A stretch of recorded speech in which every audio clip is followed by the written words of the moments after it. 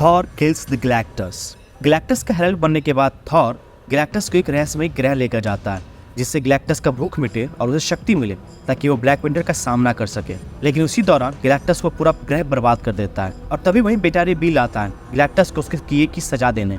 लेकिन थॉर उसे मना करता है और समझाता है कि ब्लैक विंटर से सिर्फ गैलेक्टस ही लड़ सकता है जिसके लिए उसे उसकी पूरी शक्ति चाहिए। लेकिन बिल थॉर की कोई बात नहीं समझता। उसे लगता है कि थॉर अब गैलेक्टस के काबू में है। उसके बाद दोनों में घमासान लड़ाई होती है जिसमें बिल का थॉर स्टॉर्म ब्रेकर भी टूट जाता है और तभी वहीं लेडी सीफ आती है और वो थॉर को समझाती है और उसके बाद वो बिल को अपने साथ एसगार्ड लेकर चली जाती है। इसकी पूरी कहानी का लिंक नीचे डिस्क्रिप्शन में है। अब आगे लेडी सीफ और बिल के जाने के बाद थॉर गैलेक्टस पर अपनी बिजली से हमला करके उसका कॉस्मिक पावर अपने में ले लेता है जिसे देख गैलेक्टस तुम्हारी इतनी मजाल जो मेरी शक्ति बिना मेरी इजाजत के लिए।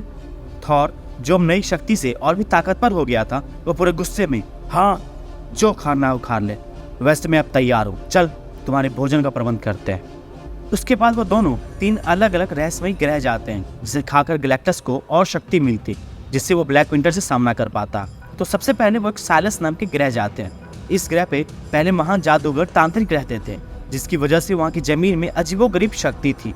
हालांकि अब यहाँ कुछ जेलीफिश जैसे दिखने वाले जीव रहते थे।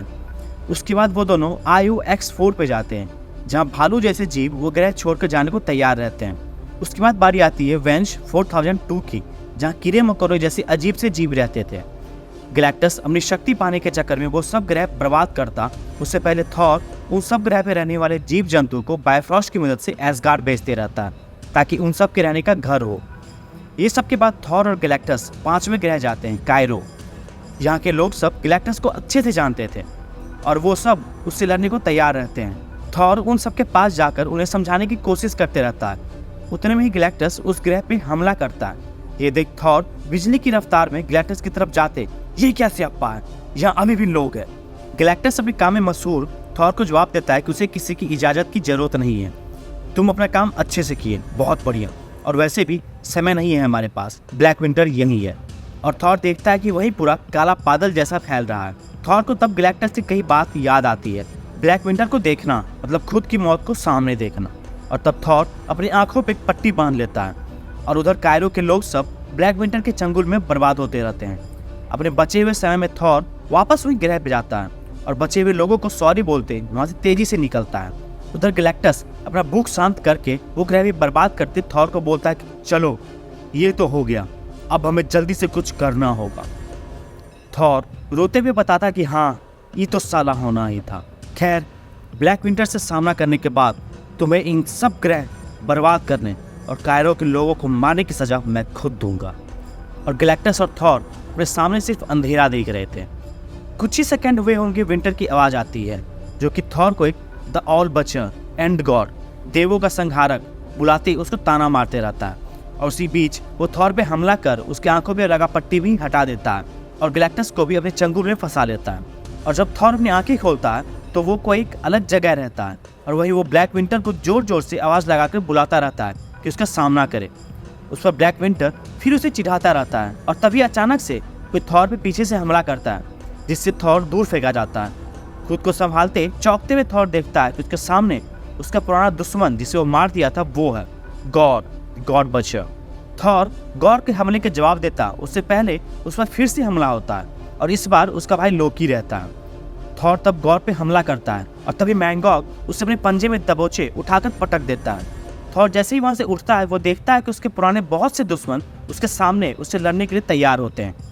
एक तरफ Gorr, Doctor Doom, Apocalypse, Mangog, Mephisto, Surtur, Juggernaut और भी बहुत कोई लड़ने को तैयार रहते हैं। वहीं दूसरी तरफ थॉर अकेला रहता है और तभी ब्लैक विंटर की आवाज़ आती है कि ऐसे मरेगा वो।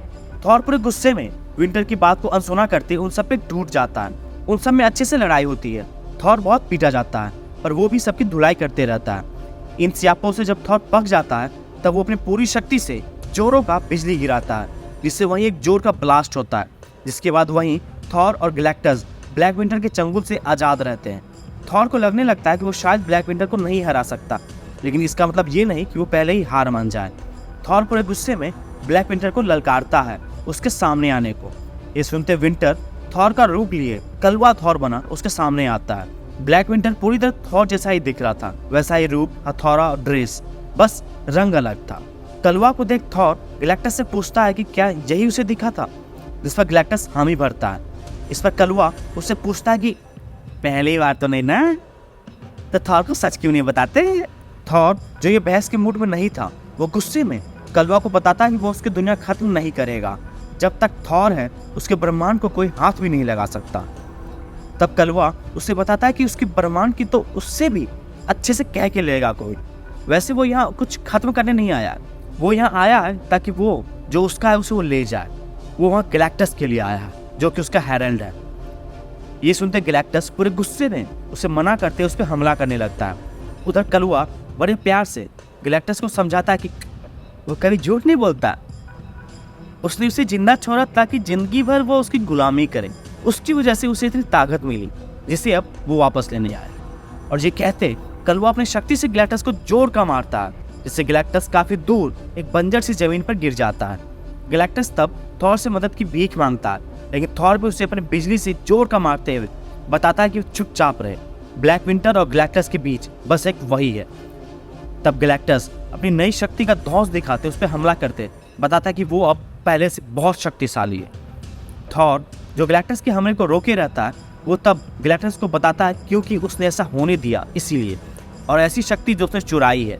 थॉर पूरे गुस्से में गैलेक्टस को बताता है कि वो ओडिन पुत्र है, एसगार्ड का राजा, तूफान का देवता, और तुम मुझे चूतिया बनाए, मुझसे झूठ बोला, बलवंत रह गया कुत्ता समझा, तू जो बोले मैं सब में हाँ मिलाता रहूं। और ये बोलते हुए जोर का बिजली से गैलेक्टस पे हमला करके उससे सारा शक्ति छीन लेता है।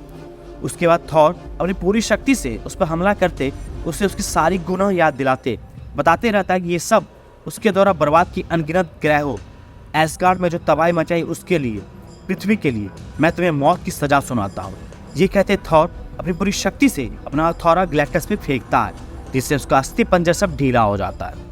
अपनी आखिरी सांस लेते गैलेक्टस थॉर को चेतावनी देता है कि ये उसने अच्छा नहीं किया। तभी वहीं ब्लैक विंटर आते थॉर का शुक्रिया अदा करते बोलता है कि अब वो गैलन को अपने साथ ले जाएगा और इस ब्रह्मांड की तरफ कभी नहीं आएगा। थॉर तब अपनी पूरी कॉस्मिक शक्ति के साथ सारी एनर्जी जो गैलेक्टस को उन हजारों ग्रहों की शक्ति से मिली थी और अपनी खुद की शक्ति से वो गैलेक्टस का जो कुछ भी बचा था उसे एक बड़े से बॉम्ब में बदल देता है, जो कि इतना धमाकेदार रहता है कि उसकी गूंज पूरे गैलेक्सी में सुनाई देती है। इसके बाद गैलेक्टस का नामो निशान मिट जाता है, बचता है तो सिर्फ उसका कवच, और उसके साथ साथ ब्लैक विंटर का भी अता पता लापता हो जाता है। उसका भी बस एक पत्ती बचा, जो बड़ी आराम से थॉर के हाथ में आकर गिरता है और खुद ही हार मानता है।